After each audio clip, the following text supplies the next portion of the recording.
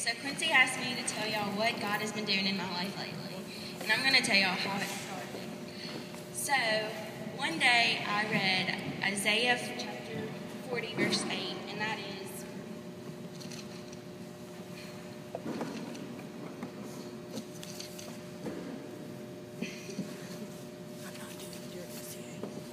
okay, it's grass withers and flowers fade, but the word of our God stands forever.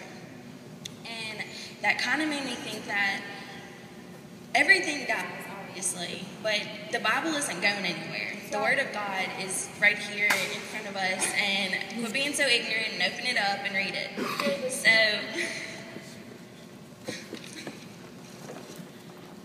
okay, you can do this.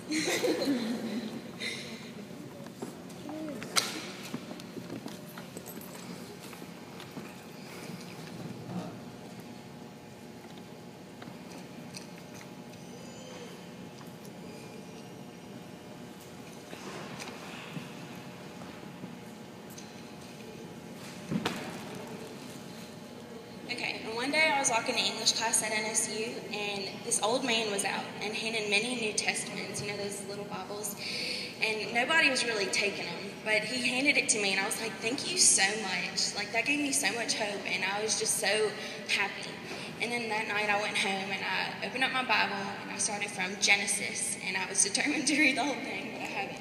Anyways, I saw Genesis chapter 4, verse 7, and it says, "You will be accepted if you do what is right, but if you refuse to do what is right, then watch out, sin is crouching at the door, eager to control you, but you must subdue it and be its master."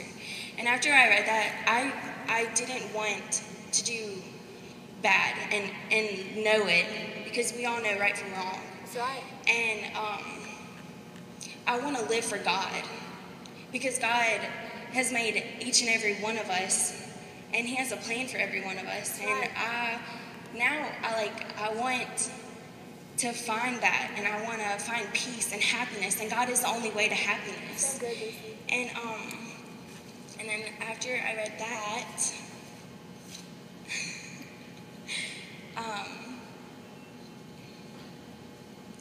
I read Matthew. And I wanted to read Matthew because I came across something in Genesis that I didn't like, and I wanted to find where Jesus came in. So I went to Matthew, and I love how it always says, Jesus is always telling them, because you have faith, it has been done. And that just brings me so much peace. And it's like, I want to have faith, and I just want to find God, and just believe that He can do anything. That's right. And that's all He wants us to have. And but I just like wanted to quit being so stubborn and ignorant, and just open up my Bible and just like accept Christ into my life, and just, I don't know, just be an example for everyone, like Quincy has been for me. And I don't know, it's just like, I've never been so happy. Like, every Thanksgiving break, I got saved. And after that, so after that, I was just like, no need, whatever. And I worked Thursday, which is Thanksgiving, and I missed my Thanksgiving dinner. And Lord have mercy, my mom was so mad at me. She disconnected my phone. But I still went to work the next day and the next day, and I was just so happy. And I'm like, I don't need my phone. I don't need anything. God has given me everything that I ever needed, and I don't need any of this. Like, all this material crap, I don't need it. And I am just, I don't know, it's just so good. Guys, He is amazing. And just read. Matthew just really put me at peace, and it was, I don't know. I love Matthew 5, verse 3 through 12, and it says, God blesses those who are poor and realize their need for Him, for the kingdom of heaven is theirs. God blesses those who mourn, for they will be comforted. God blesses those who are humble, for they will inherit the whole earth. God blesses those who hunger and thirst for justice, for they will be satisfied. God blesses those who are merciful, for they will be shown mercy. God blesses those whose hearts are pure, for they will see God. God blesses those who work for peace, for they will be called the children of God. God blesses those who are persecuted for doing right, for the kingdom of heaven is theirs. God blesses you, people,